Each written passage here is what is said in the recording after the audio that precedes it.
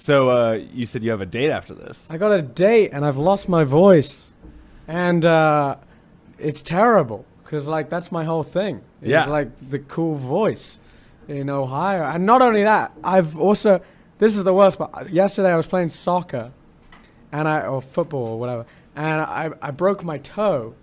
So I've like got this pretty cool outfit on, which I thought was like it's a cool outfit. Yeah, you look really nice. Thank you, but I can't wear shoes, so I'm wearing orthopedic flip flops. And like you guys see these? I gotta wear that to the date because like I can't put on shoes right now. Wow. And these are the only orthopedic flip flops I own. And and then I went to the chiropractor and he told me I had scoliosis. So like, it's not gonna be a good date. It's gonna be really rough. But that's crazy. And that was like, shit. That's not even a bit. I think that's a pretty funny bit, but it's just. Wait, are you serious about the scoliosis thing? Yeah, dude. The doctor. Oh my god. The chiro was like, yeah, if you move 1 degree to the left or something like that, you're gonna have to wear a back brace for life. Did he show you the movement that you're not allowed to make? Yeah, he pretty much said I gotta sit like this, stand like this the entire time. He says I'm gonna have a back brace. So that sucks. I don't even know what scoliosis is. I thought it was like a serious thing, isn't it? You guys reacted a lot more than I did. So it feels like it's much worse. Wallet in your back pocket? No, I don't have a wallet. I just carry cards. He's so rich, he doesn't have a wallet. I'm so rich. I do the cards separately because then if you get robbed, you can kind of like pull out 3 cards. Like you can give your ID, your credit card, and like your insurance card.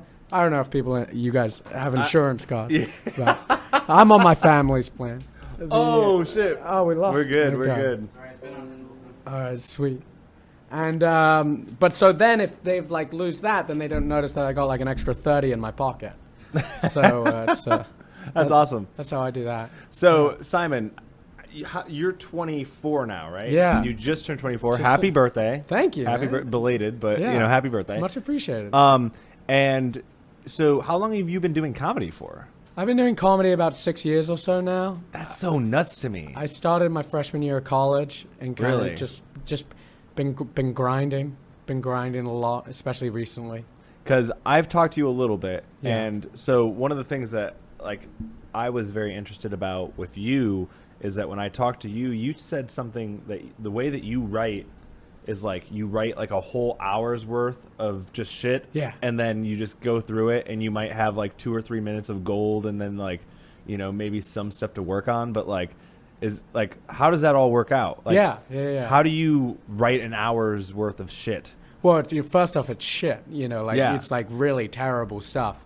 And I'll use stories as like the basis because that allows you just to spin out extra minutes or like couple of minutes to like just add context, and then from all that you kind of get this hour of nonsense, and maybe through that course of just sitting down to write for like over the course of like a couple of weeks or months, you'll get like something out of there. Yeah, that's like one method I use to write. I mean, I don't know. I know it sounds crazy, but I was gonna say I don't even think I've said an hour's worth of material like just like shit on stage yet. Yeah, like you know what I mean, just like different premises and stuff. I don't think I've done even an hour's worth of shit. I think. Do you ever? How do you come up with stuff? So for me, I feel like it just like I just started getting into the writing aspect because I'm like really bad at that. So typically it's like comes into my head. I try to like say it. It will come out good in like a conversation, and I'll try it on stage, and but. Then I realized that it was a really bad system because I'm 3 years in and I have like maybe 7.5 minutes. And I'm just like, God damn it, dude. Like I could, be working way more, but I wasn't. Yeah. I mean, I always find like writing, I feel like the whole writing on stage, people who are like, oh, I write on stage. Yeah. It's like cool if you're like literally a genius. Yeah. But like, I could maybe like come up with a tag on stage, but like trying to come up with a whole premise, it just seems it's so crazy to me. Yeah, for me, it's like I'll say something on stage and then I'll get off and I'll be like, fuck, I should have said this. Like this would have been good. Or I'll be listening back and I'll be like, and I'll hear myself saying something, and then it will make me think of something, and I'm like, oh shit, like I think this would be much funnier instead. You know what I mean? So yeah, it's one of those things that like definitely as like a newer comic, it's hard to figure out what writing style is right for you. So now that I'm like getting into it really late, I'm like, fuck, there's like 1,000 different ways to like try to like just write shit down. That's why I think it's just good to write down everything. And like you really just learn to cut. And it's not like it's not like you write the hour and then like immediately you look over it and you're like, boom, here's the best 5 out of that, which I'm going to cut. But like it literally takes like 2 years to you'll have an hour, you'll start out with an hour, you'll be like, this is genius. This is the best thing ever. And then like you'll do it, you'll run it just at open mics or at clubs. And at the start, every time you get a laugh from any joke, you'll be like, that joke is amazing. That's the greatest joke. That's literally how anyone's ever written. And then like as you perform it more and more, you'll realize, I don't really like this joke either like needs more meat or it doesn't, it's kind of hack or it's a bit boring or there's not much going with it. So then just over repetition, you kind of learn to cut, and especially you can cut like 30 minutes initially because you'll try to open mics and it will get no reaction, which means it's crushing at an open mic because Shrunken Head is the worst open mic in the world, with all respect to everyone who works hard at it. Dude. But I swear to God, I always feel like I'm going to get into a fight with somebody because they're always like, what's your favorite open mic? And it's not Shrunken Head. Like it's in the top. What is your favorite? Mine is Saber Pint. Okay. I like Saber Pint. Yeah. Because it's a small room and like 10 people fills it up. And it's like, and it's a really easy room to control because it's like narrow. Shrunken Head, if it's like got nobody in it, like it's empty. You know what I mean? If there's like 4 people in there, it's just an empty room. If Shrunken Head has 4 people in it, it's like, oh, this is like, you know, a 1/10 of the room size. Yeah. You know what I mean? And it's like Shrunken Head, when it's full, it can be a great room. Well, if it's full, it can be a great room. Yeah. It's it's not full though. It's the problem.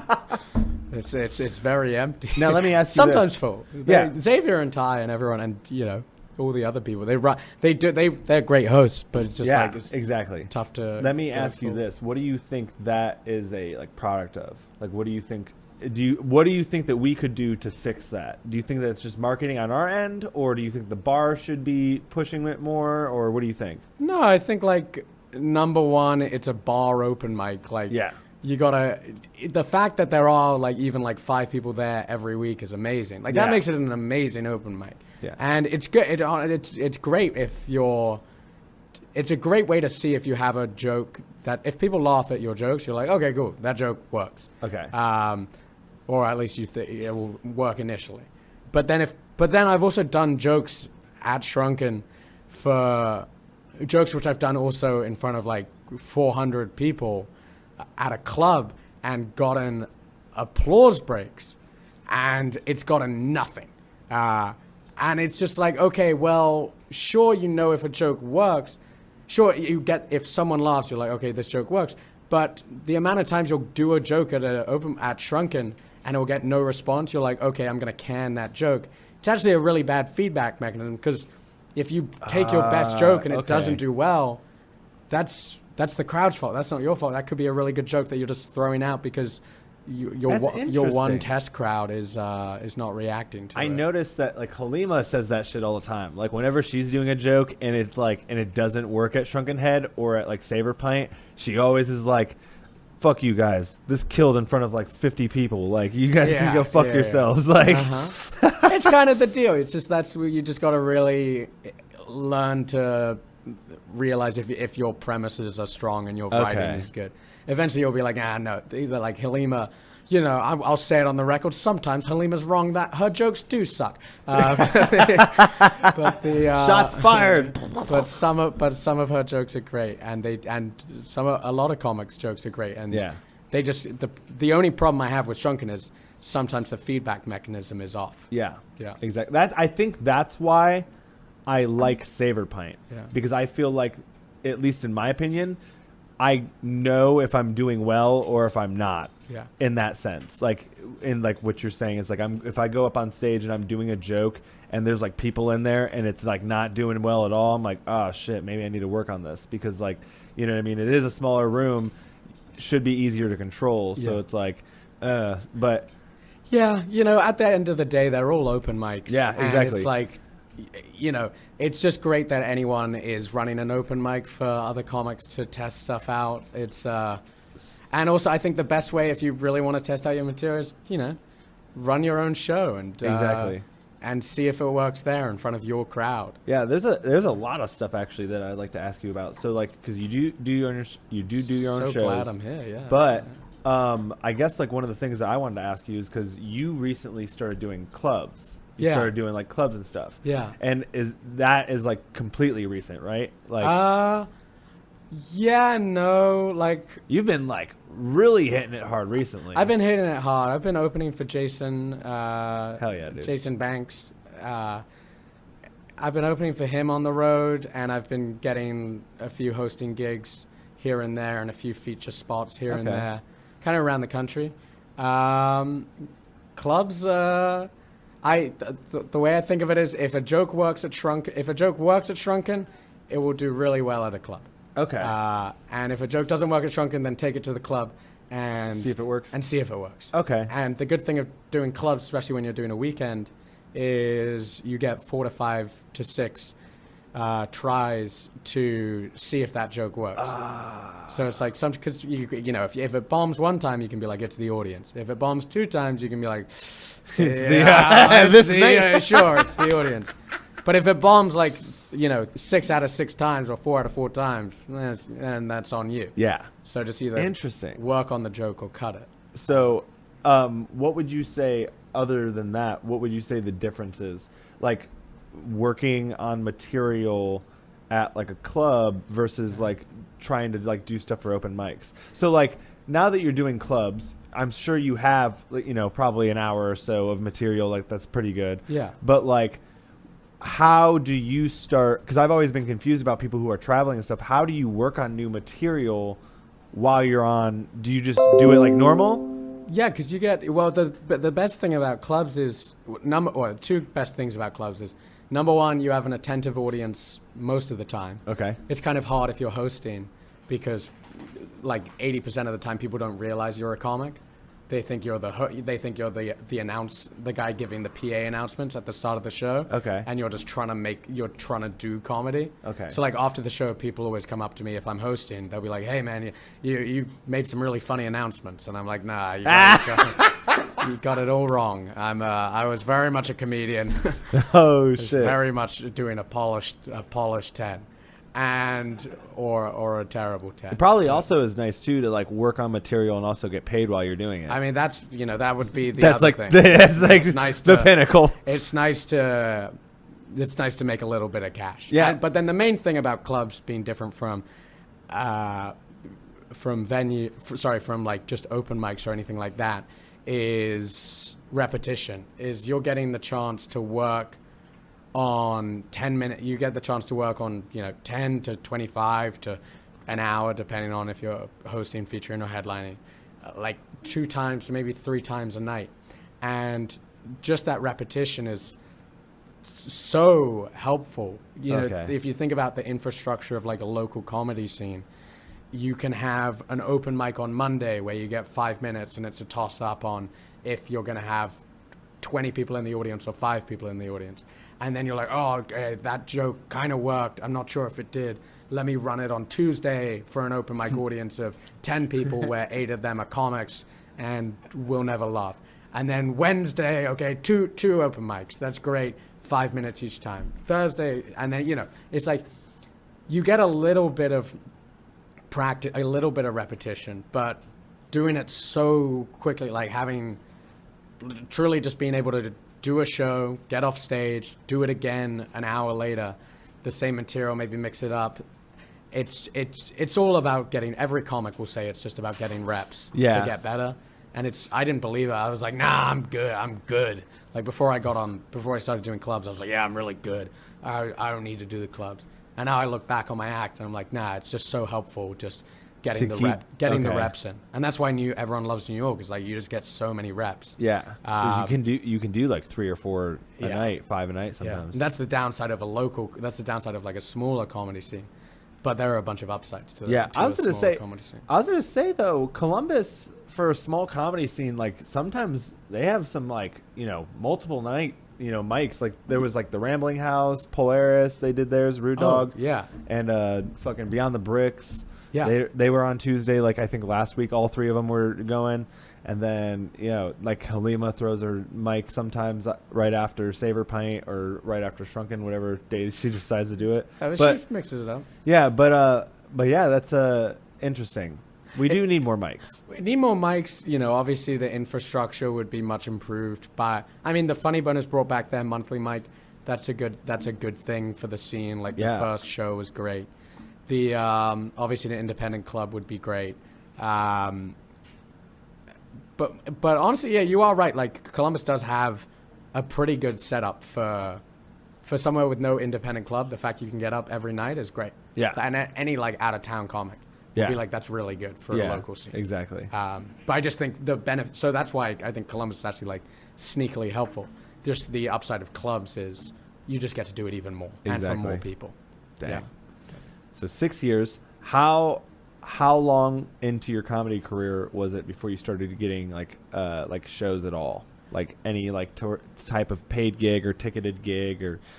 It's very confusing. I did it all for the past 5.5 years. I was doing it all I did it all myself. Oh, that's right. Okay, and sweet. I never really relied on clubs to get gigs. I would always put on shows myself, whether it was in my my basement in college. Sounds creepy, but it was we had a big 10-person house and we had a basement, so I'd just stick some chairs down there and a microphone, and I'd put on shows and bring all my friends, and that was a great way to get reps doing that. And then I did at the Edinburgh Fringe Festival for 16 days. When I was a year into comedy, doing a 40-minute run, which was insane because looking back on it, I had 5 minutes. Yeah. Like a good 5 minutes out of that. But then I would travel around the show and I would just do a bunch of apartment shows, and I would travel in my car with a speaker just the size of this big and small for the audio listeners, and a microphone and 15 fold-up chairs.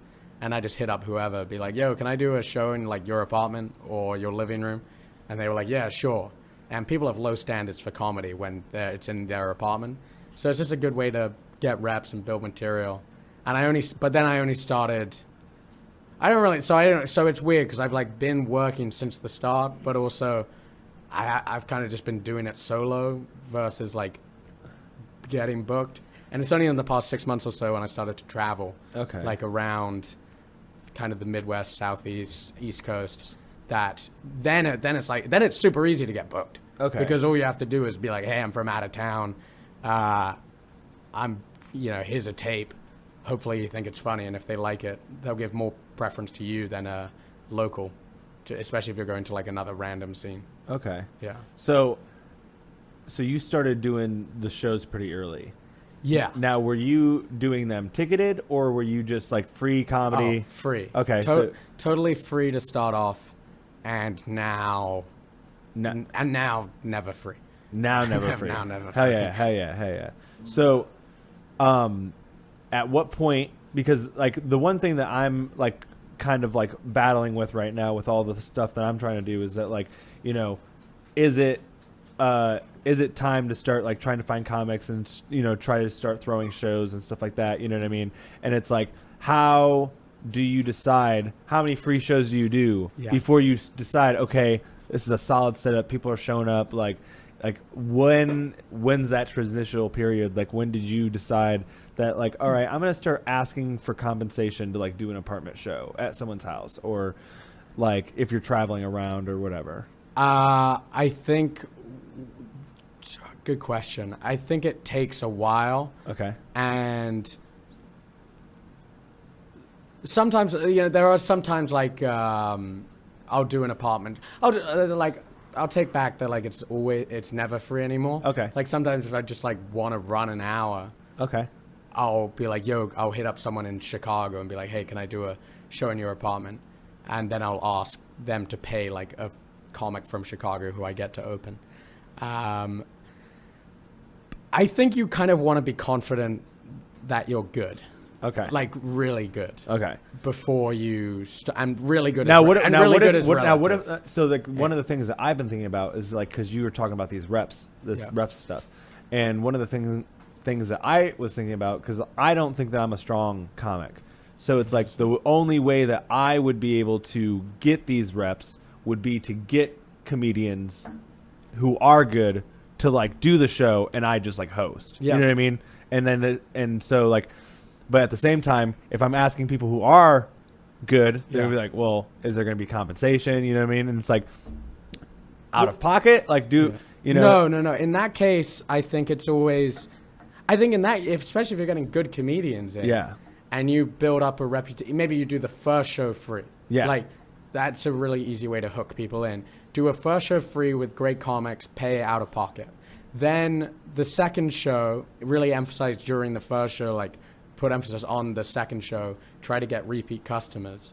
Be like, hey, that's the free trial. This next show is going to be $10, or this next show is going to be, $5. And even then, like a lot of comics, especially local comics, and good local comics, will do your show for free if it's a good show. Yeah, I was gonna say it's like it's all just I'm trying to figure out the logistics to maximize.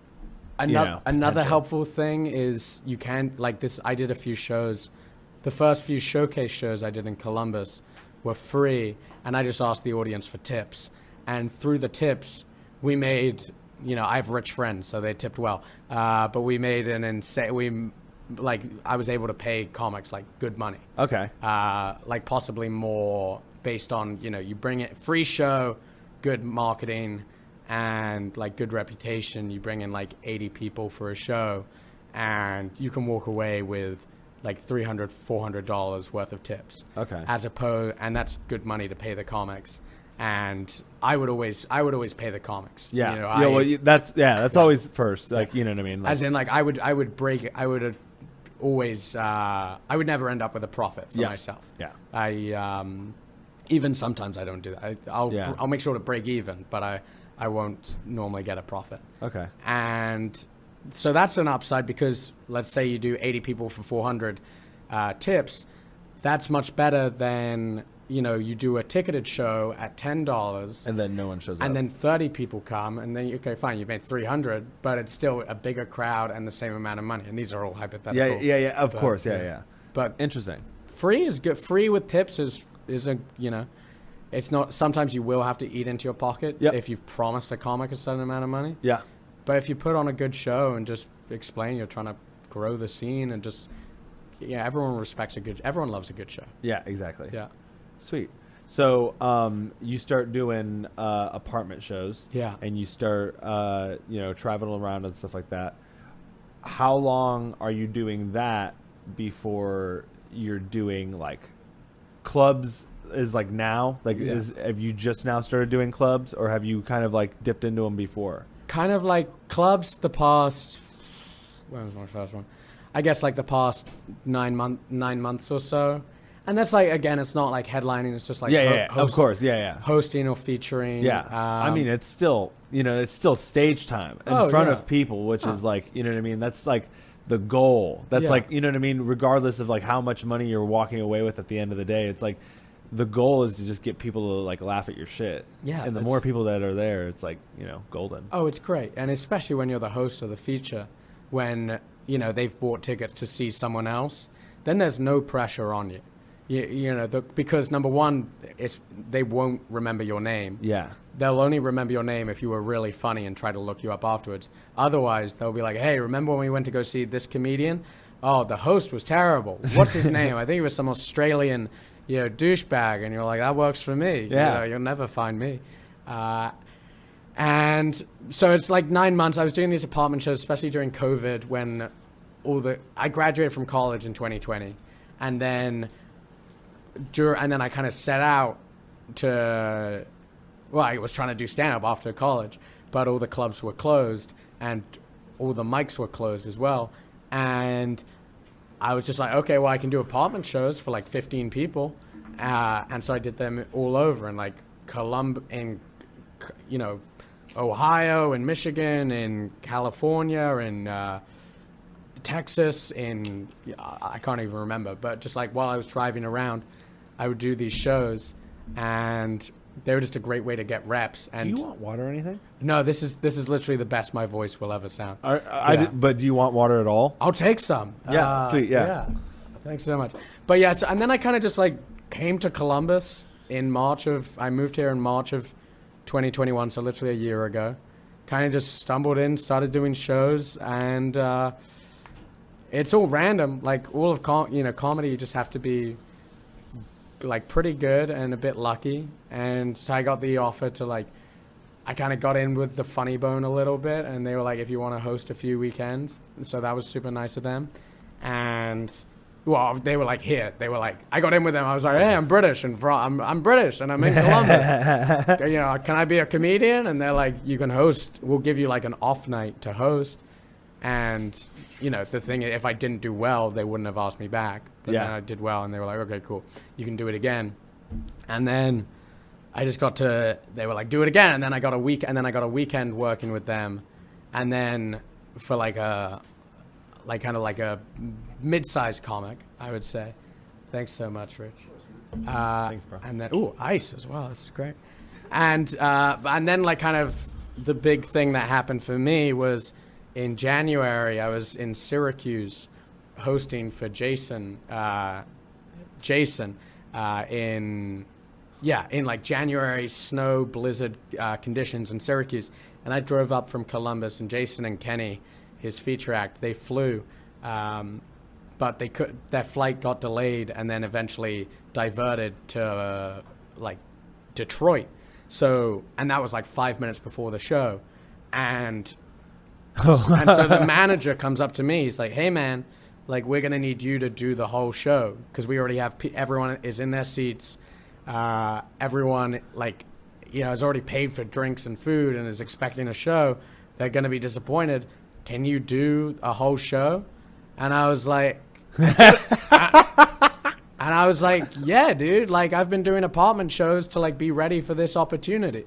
And, like if you're the host, you just get like, you'll just be good. They expect you just to do 10 minutes. But here I was like, yeah, man, I've put myself in this position to do well. And so I go on stage and I do the whole show, and it goes for a crowd that was expecting to see a 30/40 something year old black man from America. I think they had to settle for a very ethnically ambiguous British man who was 23 at the time. So let me ask you this. Are you like white? I'm white. Okay. I'm white, but everyone thinks I'm black or Moroccan. Because you do have like your hair, it kind of makes it like a little ambiguous. I think that's what it is. It's that some people say the nose.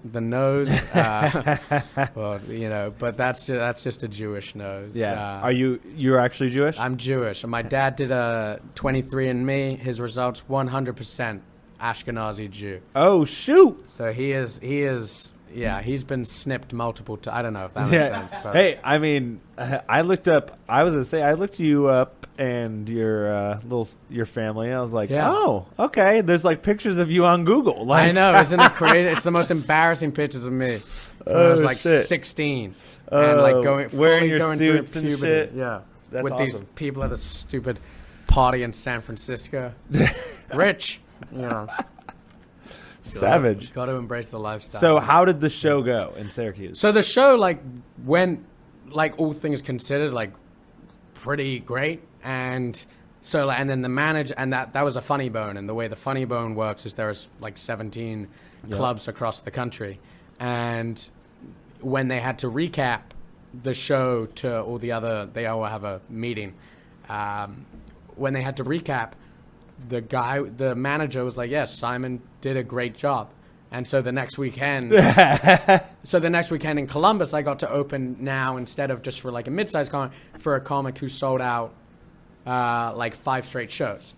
Hell and yeah. So and then from there, it's just like more of, got to do some more, do more openings. And sometimes you get bumped from shows. And but it's all just like it's all a steady, patient build, and dang, son, it truly just comes with preparation and luck.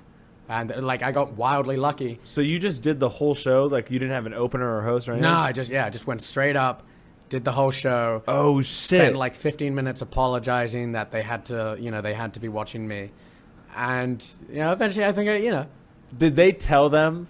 Got them on board. Did they tell them first? Oh, it was horrible. The manager gets on stage. Oh no! Beforehand, being like, "Hey, so Jason's flight is cancelled." And also his feature was on that flight, but instead we do have comedy for you. I can't remember exactly what he said, but it was number one. He got my name wrong. And then, oh no! What did he call you? And then I can't remember. Simon Fraser, yeah, guy. He gave me my stage name. What do you go up as? I go up as Simon. No, I go up as Simon Fraser. Okay. Yeah. But then, what did he say? He just said, "Yeah, this he's a young kid and he's trying his hand at comedy."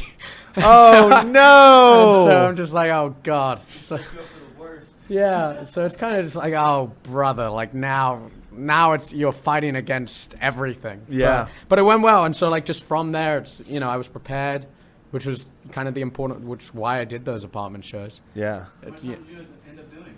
I don't know. People, the people at the club say I did the full 90 minutes.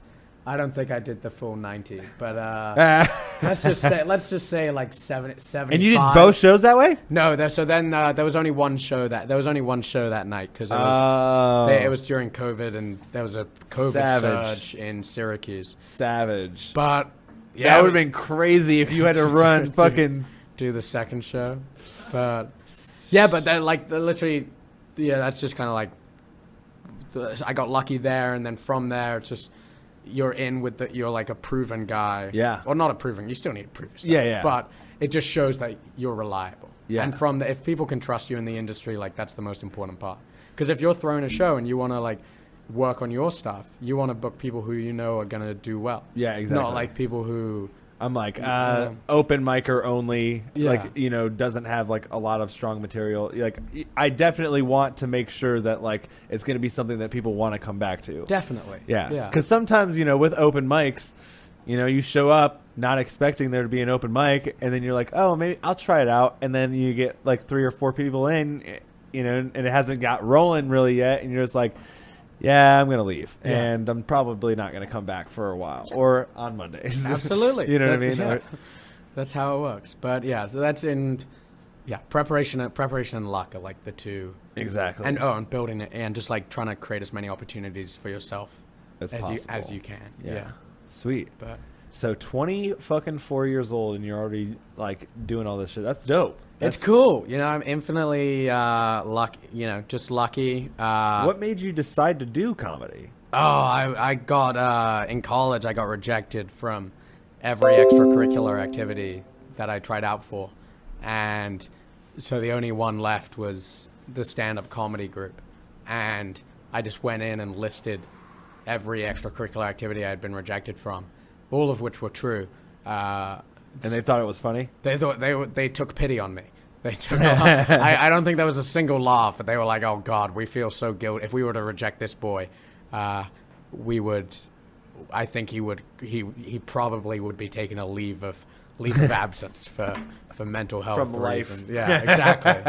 It's terrible. I got rejected from sketch comedy, improv comedy groups, the tennis group, the soccer group. The second soccer group, the ping pong group, the table tennis group, 2 different groups. One's Chinese, one's English. Whoa! The Chinese one was better. Yeah. What else? The the investing group, the consulting group. What the fuck? The Black Men's Union. That one was fair, but they did encourage me. They were. Someone came up to me. He's like, "Hey man, are you?" And I was like, "I can be." And then I applied, and they were like, we've made a mistake. Oh shit! Got rejected from the British Men's Union. No way. Yeah, it was fucked. Apparently, you need to apply. You need to apply for that one. Tutoring, mentoring, like Damn, son. Volunteering, community service. I was a shell of a man. And then I go to this stand-up group. And they're like, woohoo, you're in. And I was like, thanks. And then I was terrible for like a year. And, As we all much longer than a year. But, within a year I did Edinburgh. And that was like a big leap to get better. But, oh my God. What is that? Edinburgh is this festival in Scotland. Where it's like a month-long comedy festival. It's kind of like shit. If you have Just for Laughs in North America, you have Edinburgh in So you were over there, I'm assuming, visiting family, and then just kind of hopped in? Yeah, I got in through a technicality again, kind of a technicality, kind of a scheme. I just figured that because Edinburgh, there are like hundreds of venues with tens of shows going on every day, like from noon until midnight. And I just figured like, hey, it's 2 weeks before the festival. I bet you some people have canceled or had to cancel their shows for random reasons. So I just went on every venue's website to see if they were accepting submissions. And I like emailed any of them where I saw they had an opening. And they were like, oh yeah, we can give you this 150-person theater for 2 nights, and we'll give you this 50-person venue for 6 nights, and we'll give you this 40-person venue for 8 nights. Shit. And so then, because they were just like desperate to have anyone go in there. And so I paid the fees, and it's pretty cool. You gotta bark on the Royal Mile. It's like this, mile in Edinburgh of just where all these tourists walk by, and you have to be like, come to my show, come to my show, come to my show. And sometimes you hire people to bark for you, but I was late in the game, and so I couldn't do that. And sometimes so people still do that. People still do that. It's really fun. Like. I just spent like a month just yelling at people like with a flyer like yes, and they would always and they'd look at it and like be like no, and then keep walking. But it was but the best part was I had to throw myself into writing 40 minutes of material when I had like 5 minutes at an open mic, and so it was criminally insane. Like anyone who came to that show and said it was good was lying, but it forces you to elevate what you. In terms of the Overton window, that's the wrong analogy. But in terms of thinking about what you think is possible, it really changes the playing field. Yeah, this is something I've been talking about with Brian Harris a lot, actually, because crazy man. Yeah, yes, he is, dude. And one of the things that like he was saying, it's like he's like, I wouldn't take a 10-minute spot because I don't have, or like I wouldn't take like a 15-minute spot because I don't have like 10 minutes or 15 minutes, and I'm just like, well, I mean. If you have 8 minutes, why wouldn't you take it? You know what I mean? Because like the worst that would happen is like you bomb for that remaining time, but like you still have extra time to work on your shit.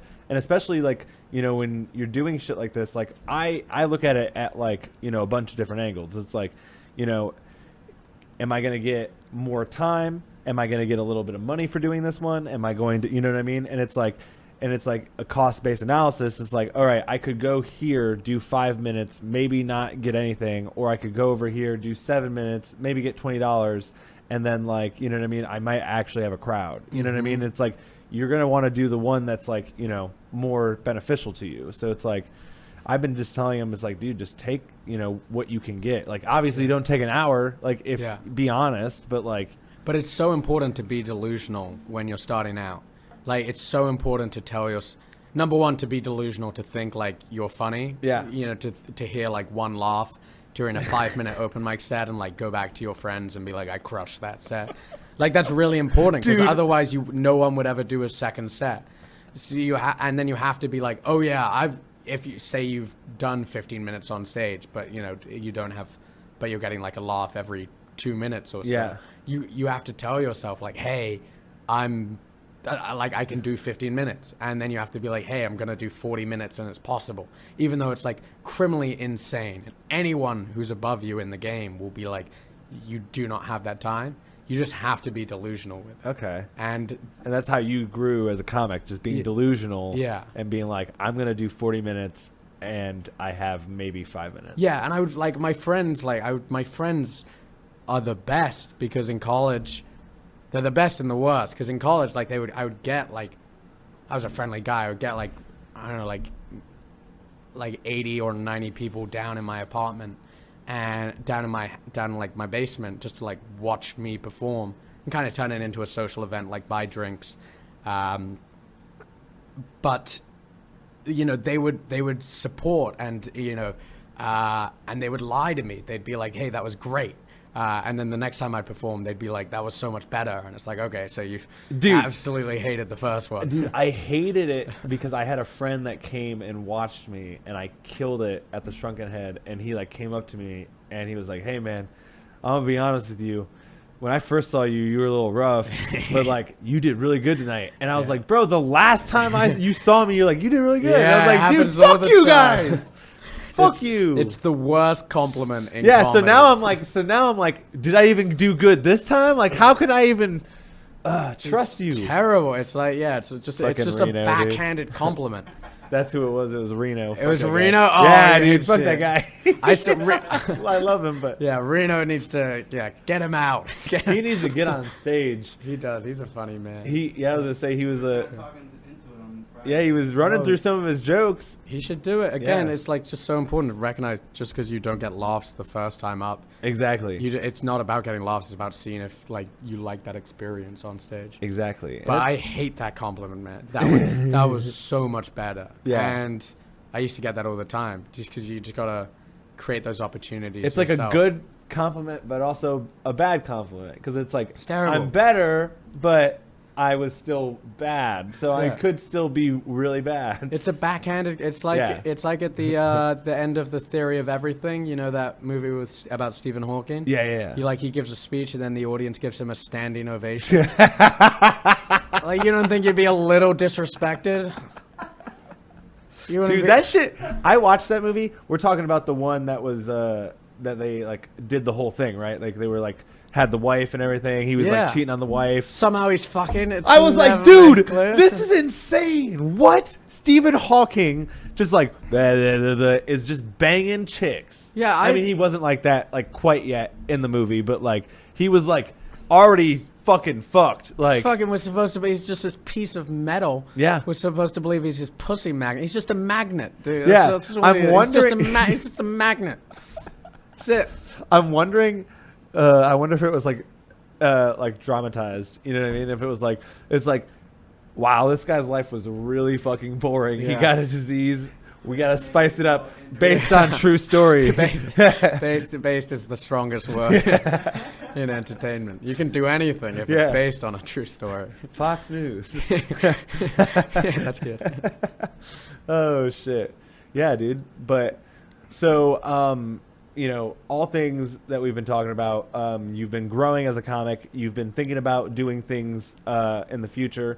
One of the things that I've heard about, and it's been like, you know, we've been talking about this for like a long ass time. You know, everyone will bring it up every once in a while, but like you want to, you know, look into a venue and you want to try to get it going, right? Yeah, I'm trying to get, kind of the reason I moved to Columbus a year ago and a bit was to open up a club. Oh, shit. Okay, so that was like the reason? That was the reason I came out here. Why did you choose Columbus? Because Columbus rips, baby. Oh, shit. Columbus is the best city in America. I was gonna say, what makes you say that? This is going to be a... When did you move to America? I moved to America in 2016. Okay. And I had spent, like, my dad's American, so we had spent summers, like, vacationing in like Cape Cod in Massachusetts. And so my perception of America, it was all like Cape Cod in Massachusetts. I was like, this is a lovely town. This is a very lovely country. And then he's driving through Columbus for some reason. What's the deal? How is this country racist if there are no black people in the first place? Like, this is just a wonderful place. And then like I kind of moved out and came out here for college, and everyone was from different backgrounds. So I was like, oh shit, this is different. But I fucked with it. It was kind of it was cool. And then I was traveling through, and then after graduating, I was traveling. You know, I had lost my passport, so I couldn't fly back to England during COVID. I graduated in the pandemic, like May of 2020. And so I was like, all right, well, it's the pandemic. I'll go spend time with my family. And then I was looking for my passport, and I realized it was in the Denver airport. I don't know how, but I got this DM from this lady. She was like, hey, did you I think I have your passport. And then I was like, yeah, can you send that to me, please? Thanks so much. And then she blocked me on it. She blocked me, and I never got my passport. What? So then I had to go on a big mission to get my passport. But all the passport agencies in America were closed because of COVID, and there was only one appointment available, which was in December of 2020 in Tucson, Arizona. So I had to like set out on a road trip to Tucson, Arizona, to get my passport, and during that time, I was like road tripping across America, like visiting every place named London in America. And I stopped by I was going to London, Ohio, which is 30 minutes away from here. And I stopped by in Columbus the night before, had such a great time. I was like, this place is amazing. Then like stayed out here for like 3 months before going to Tucson, did a bunch of shows in like apartments. And everyone afterwards was like, yo, and I would tell people, I was like, yo, I love Columbus. And they'd be like, why? There's nothing to do here. And I'd be like, it would be cool to like, if there were something to do here. Like, AKA like a comedy club in the downtown area. Yeah. Versus having to Uber to Easton, or, drive. And then, it's just a hassle to get to Easton, even though the Funny Bone is a great club. Yeah. I was just like, it's cool. A lot of young people in the short north like want something to do. So why not come and open up a club? And so I came in, I was completely delusional. I had never like worked at a comedy club before, didn't know the ins and the outs, but ended up getting connected with the Funny Bone, and they were kind enough to kind of help me out with everything and like show me the rings. And so it got to the point where I was like ready to, and then I was also like going into a bunch of other clubs while being on the road. And so I was seeing like what really makes a good comedy club. And so for like 9 months or so while I was in the first 9 months in Columbus, that was my sole objective, was to get a club going. But a lot of factors just got in the way, from high rents to like zoning laws. Like the fact I've been offered a few like good spaces, but zoning laws mean like some historical places can't be knocked down or can't be changed up. So if you have a setup which is 3,000 square feet, but there are columns in the middle. The columns kind of like, that's a bad space in the first place. Yeah. But say you don't have columns, but say you have a 2,000 square foot venue and the kitchen, and the stage room, you can fit like 60 people in there. That's not going to be enough if you're doing it in the short north to justify the high rents that they're paying. Yeah. So maybe you could break down a little bit of the kitchen and build into there, or maybe you could build out into like, say they have a yard or something, and then you could increase it to like a 100 person venue, and that would be enough to, maybe not 100 but like 120 would be enough to break even. But the problem with that is Columbus's zoning laws. You'll like be like, hey, can I knock down this wall and build a little bit? And they're like, nah, you got to keep it the way it is. And this isn't being like, oh, let's knock down all historical monuments for the sake of profit. Yeah. But it's like, these are, I love Columbus, but it's that no one is coming to Columbus because of its historical architecture in the short north. Yeah. And so it's a bit inane, and it's kind of like stifling a lot of creativity, especially like for other kind of performance spaces. Well, maybe, I mean, who knows? Maybe in the future we'll change that. Because I feel like and this is like something that I've talked about with a lot of different comedians, is just like I just feel like we're all bad at like marketing. And it's like if we made ourselves known, like if Columbus City knew that we had comedians, like, you know what I mean? Then trying to like push like a law or a policy change would be a lot easier than just being like, oh, this one comedian wants to knock down a thing, and like Columbus has no fucking clue, you know, that they even have comedy. They're like, what? There's comedy here? Yeah, it's crazy. There's, I was, just to give an example of like a scene that has who are really great at marketing, the Orlando comedy scene in Florida is the most insane place I've ever been to. And there are guys down there who are building the scene from scratch. They don't have a club. They have the improv, and they have side splitters. So they technically do have like more infrastructure than we do. But there are guys who are like creating their own shows in bars, who are really good at marketing, who are really good at social media and building repeat customers, and they're crushing it. And these guys are driving Teslas from comedy, and they're like comics in Orlando, Florida. It's like, how do you... I was down there like a month ago, so I was like, what the hell? How do you guys all have this money? And they're like, dude, did you have to pick their brain for a while? Or? Yeah, I was like, and they were like, we're really good at marketing. I was like, hell yeah, dude. Yeah, I think most Columbus comics are pretty bad with marketing, and that's it's something to work on. It's not. I mean, we're all trying. Yeah, you know what I mean. But it's just about recognizing. I'm pretty good at marketing. Like I get people out to most of my shows, but it still takes a lot of work to do that. I wish I could be like, hey, there's a show, and then you'd immediately get 40 tickets. You're not Jason Banks. You can't be like, hey, I have a show coming up. Yeah. So like, we can talk about marketing a little bit. Like, what's like the most useful like advice or tool that you would say you use when you're marketing yourself, like when you're posting for shows and stuff like that? Kind of be relentless, kind of annoying. Yeah, kind of be annoying. Like kind of hit up everyone you know, like personally, and be like, hey, a comedy show of mine, comedy show at this venue, come through. But also don't waste. It's also important. Don't do that for every show you have. Yeah. You kind of only want to do that. You only want to like go nuclear or go DEFCON for the shows that are like really important. Yeah. So if you're headlining a show, for example, that's a great reason to bring people, to get people out. Again, it's important. Yeah. That's a good reason to do it. If you're promoting a show, it's kind of, and you're hosting it and booking it, that's a good reason to bring people out because that's your show. You want to put on a good show. If you're doing a spot, obviously it's cool to be like, hey, come on out. And the hosts and bookers always appreciate if you do bring out like even like 2 to 4 people, or even like one.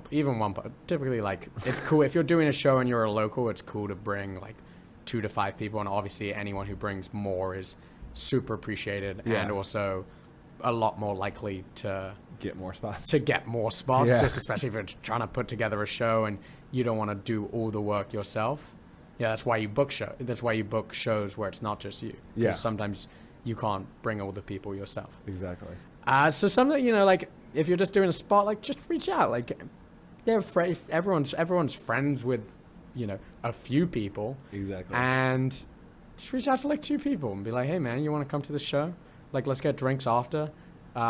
Just see it as like, just time to hang out, and they get to watch you do comedy and go up to you afterwards and be like, hey, that was really great. And then the next time they'll be like, that was so much better.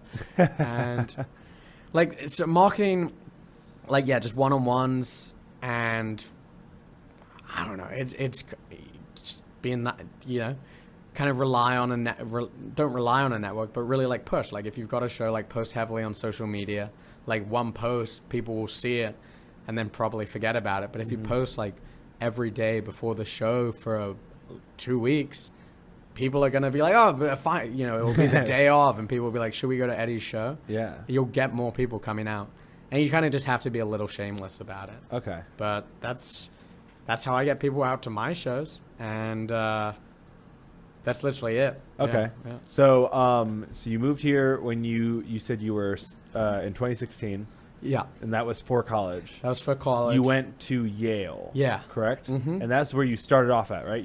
I started doing comedy there. Okay. And then just kind of did a bunch, did Edinburgh in 2018. So I guess I was doing stand-up for a year and a half or something at that point. Okay. And then like kept on doing it at Yale. Just a bunch of shows my junior year. I was working, just like always trying to build an hour. I was always looking towards the hour versus like the 5-minute set. Okay. And so like I did like a few open mic spots, and I was in LA for summer 2019. So I did some spots there, but none of them were really that like fundamental to my growth as a comedian. Like every important thing was just like the shows I put on myself in my basement or at apartments. And then I graduated in 2020. Spent a year like traveling around America, do apartment shows, all the clubs were still closed because of COVID. And then I came out to Columbus, March, tried to set up the club, but couldn't get that going. So I was like, okay, now that it's on the back burner, I'm still looking to do it, but the obstacles, as well as the fact that like the stand-up is going pretty well right now, is like you don't want to like do two things 50-50. Yeah. Or you don't want to do two things 40-40, or like when you could commit to one thing really, really well.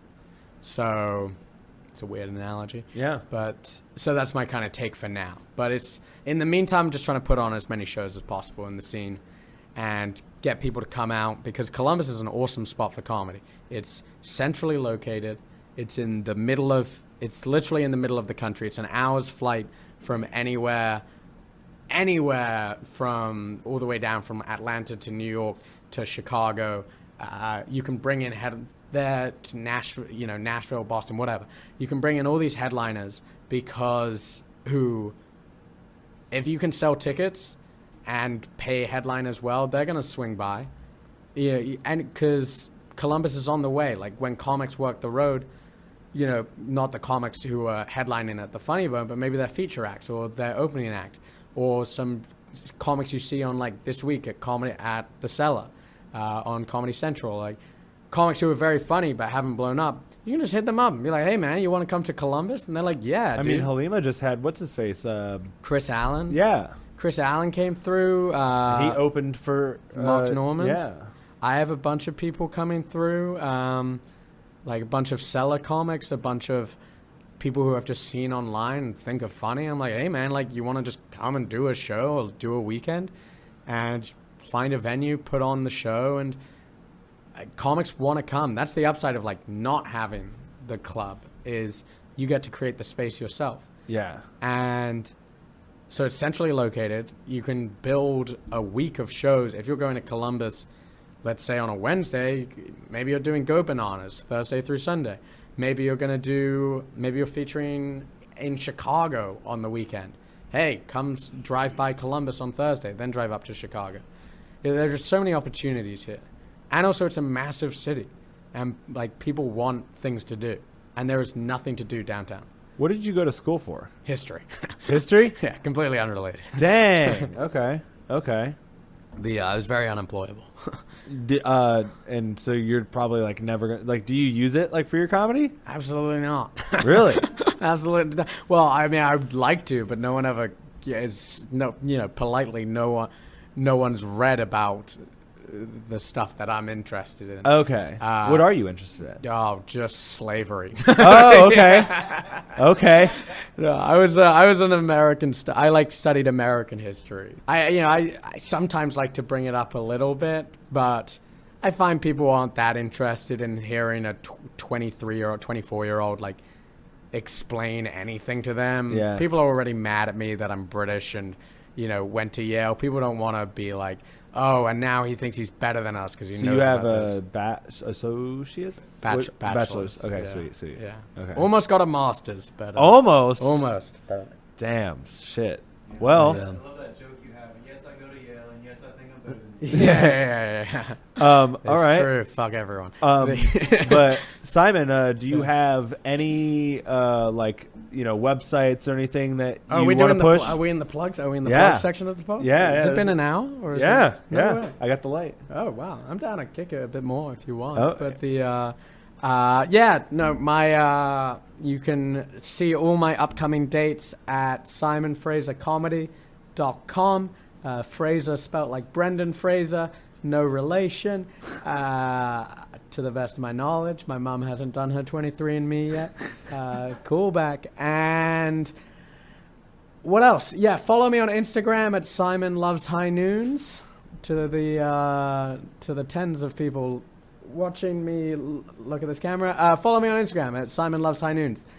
I thought it said, for some odd reason, I thought it said Simon Loves Shrooms. Oh, dude. I was like, well, it was tough because I can't remember. I changed it to Simon Loves Haiti after one show because I because like I don't know, there was some people from Haiti who were like heckling me, and I was trying to get on their good side. But that was tough because then it just said Simon loves shitty or something like that. Oh no! And then they got even more mad at me, and I was like, nah, come on. But yeah, follow me on Instagram at Simon Loves High Noons. That's where I post all my shows. And yeah, TikTok. Got TikTok. I'm massive on TikTok. Follow me on TikTok.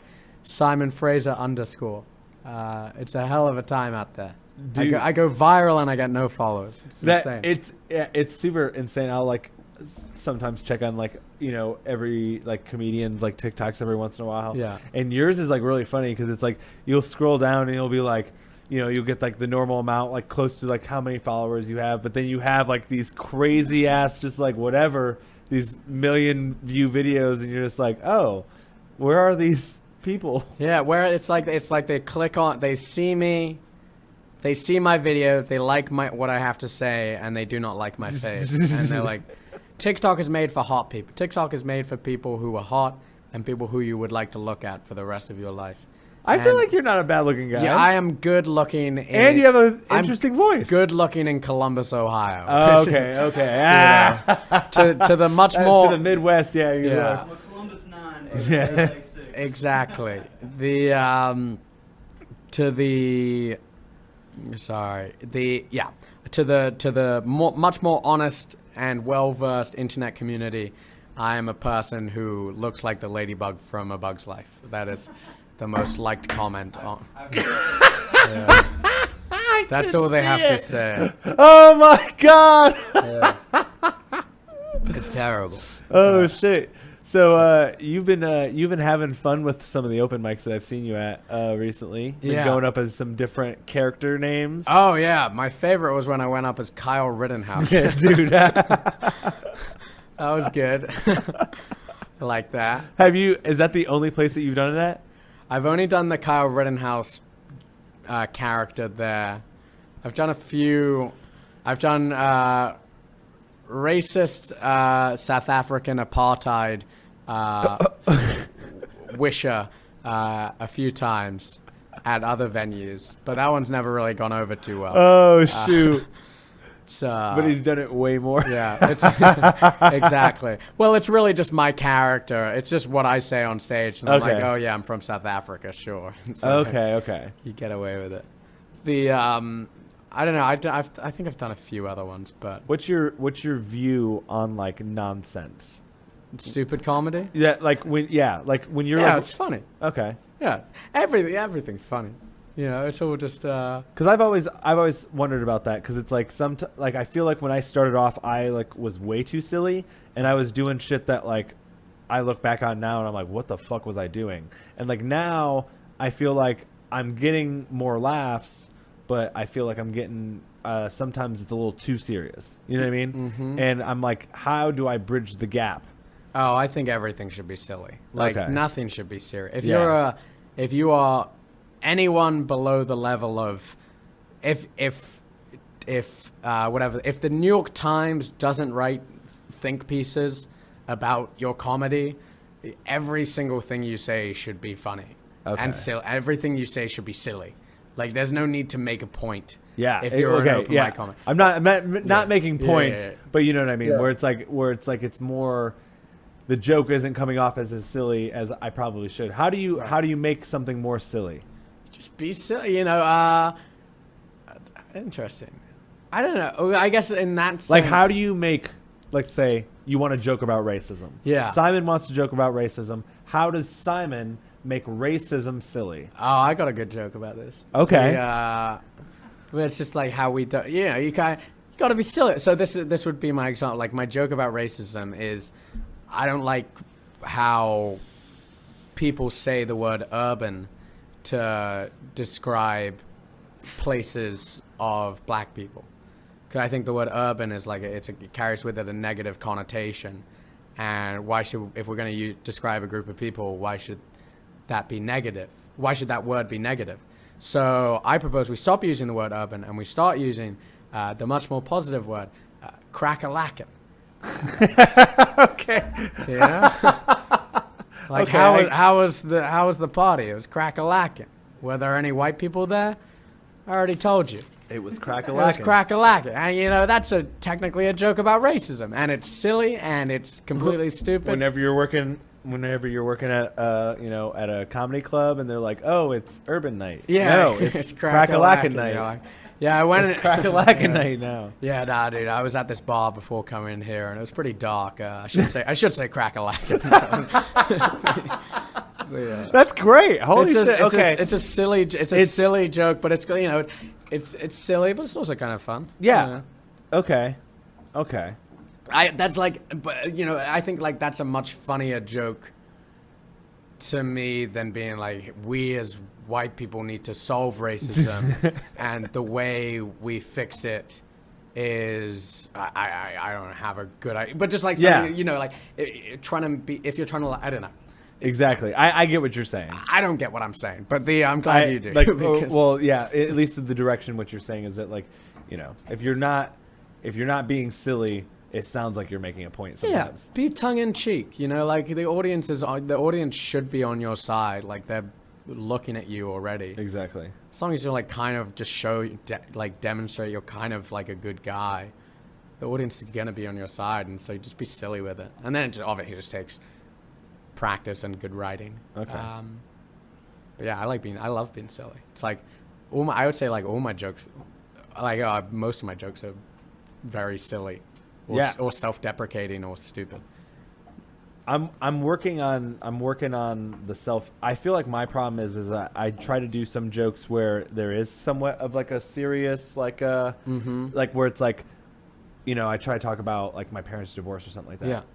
And I'll make a joke, and sometimes you'll get the awes instead of like the laughs, and you're like, "Fuck." I know you can play off that. You can totally spin that, because then the audience thinks you're like sad about it, and you'd be like, "Fuck you." No, I'm Okay.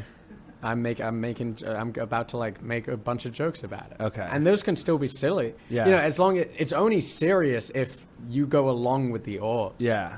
If you do the turn and be like, nah, So I would say the silliest joke that I have is comparing my one-handed mom to a pirate. Yeah, I like that one. Yeah, and so it's like I would say that that's like probably the most like lighthearted, silly joke that I would say is in my repertoire. That's like silliness wise. So I'm definitely have to look back and try to like see where some of my jokes that haven't gotten like hella laughs or whatever, maybe it's not silly enough. Because actually I did a feedback mic in Cincinnati with Ridge and Alex Timms. Did you do the Go Bananas? Yeah. How was it? I've never been. Apparently it's great. I was going to say, dude, it was like a really good time because there was like 2 or 3 guys that were just like, it was Blake Hammond, there was another guy I don't remember, and then another dude who sometimes added, but not as much as the first 2. The third guy always works at the Funny Bone. He's like always a feature. Lee? I can't remember his name. He's like a tall, windy guy with a lot of gray hair. Andrew Rudick? Yep. Great. Yeah, he was one of them, and then there was another guy with dark hair. Sorry. No, you're good, Rudick impression. dude. No, it's funny because when I listen to him, I got like a John Mulaney vibe. Yeah, he's unique, man. I was doing a set the other week, and I caught myself like, I had just watched him the night before at Go Bananas, and I caught myself like, I was like, I went to Yale. Yeah, and I was like, oh god, no, I got to stop doing that. But yeah, I was gonna say the mic was good. Yeah, I was gonna say like, it was completely different than anything that I've ever done. It was almost like a writing room where it was like how I would have imagined like a TV, like when you're trying to write an episode, how it was. Because like people would just go up and then you'd have like 2 or 3 guys just like this, and you're like, how the fuck are they coming up with all these tags? And sometimes this is the first time that they've ever even heard the joke from this comedian. Sometimes they've brought it back a few times or whatever to try it out. But like, that was the thing that they said about the joke that I tried, is that like, you need to take it sillier. And I was like, interesting. I was like, I have to like work on that. I kind of like shelved it for right now because I'm like, I need to figure that out. So I've kind of like put it to the side right now until I look back and like, oh, okay, this is what I was doing wrong. Like, I think they're right. I think just the only way to deal with like really serious stuff is to either be silly with it, or really be so serious at it, but you have to be. It has to be like a very You have to be like very. I feel like everyone has to be on your side if you're gonna do it like that. Yeah. But if you get up on stage at an open mic where you still got to like fight for their attention, and you're like, so my parents are divorced, and then the audience is like, oh, and then you're like, yeah, I'm pretty sad about it, and they're like, all right, what do we do now? What? Jesus Christ, kill me. Shit, that's so fucking funny. Yeah, you just gotta be like, I don't know, like I just moved out of my, comedy's going pretty well. Just moved out of my dad's house. Thank you very much. I moved into my mom's house. Like stuff like that. Just like they're divorced. My favorite, my old opener that I used to use is like when I would go up and people were clapping, I'd be like, wow, this sounds a lot like when I told my dad I was going to be leaving. Like, finally. Yeah. Just good. Like, but yeah. So you said that you got a date tonight. I got a date. I'm turning up in these stupid flip flops and this great outfit. And you said you use Tinder. No. Oh, that's another way to market your shows. Use dating apps. Oh, shit. There it is. It's the easy. That's how I sold out Granero Lounge. Nuh-uh. Within like 2 months of moving to the city. You use Tinder? I used Tinder. I got like 100 people to the show. Purely using Hinge. Women and men? No, just women. Just women. Whoa, you did a show. And then how many women were there? I would guess, I would guess there were at least 5 Hinge dates showed up with friends. And so I would guess like 20 people showed up from Hinge total. And then the rest, it was a lot of marketing as well. But it's a good way to fill seats. Shit.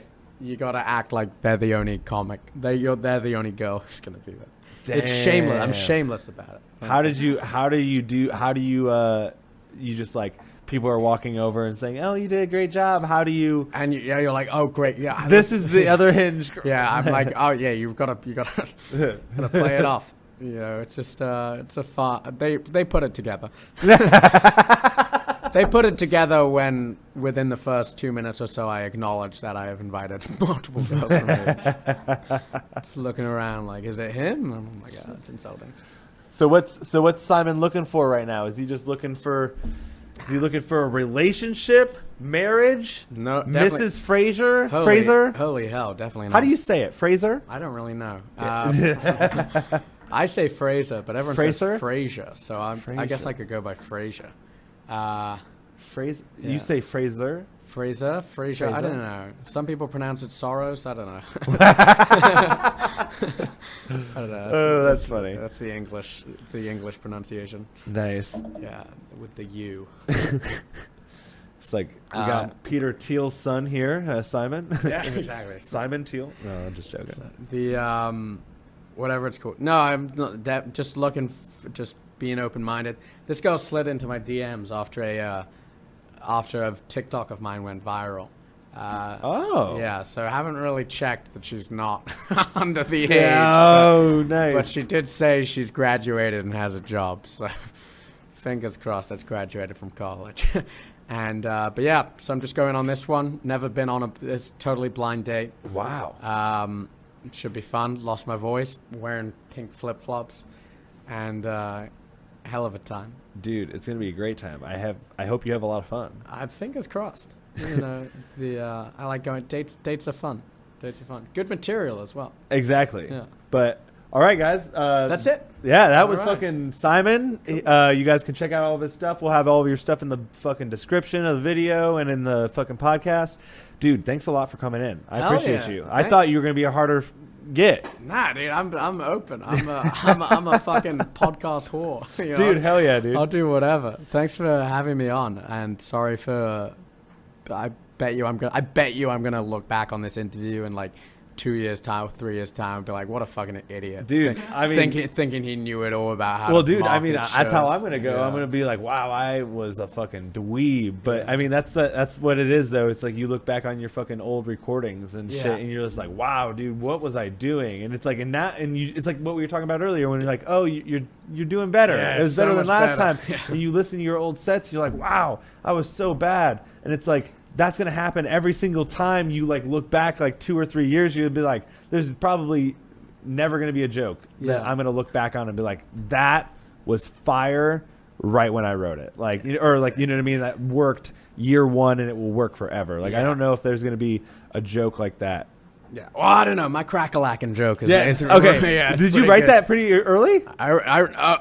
Sorry. You mean in year one? Yeah. Sorry. I thought you meant like you write it soon. No. There's one joke I have, which I've since retired, since turning 24, which I wrote my first year, which is I didn't even find out where the clitoris was until I was 24. Sorry, and I'm 23. But then when I wrote it, I didn't even find out where it was until I was 19. And I'm 18. So okay. So I'm making 24 my year. So Hell yeah, I'm manifesting it by getting rid of that joke. Dude, well, thank you so much. Appreciate it, you. Dude. We missed. There we go. Dude. Yeah. This. Thanks for listening, guys. Thanks for watching, and we'll see you guys next episode. Columbus gang sign, I believe.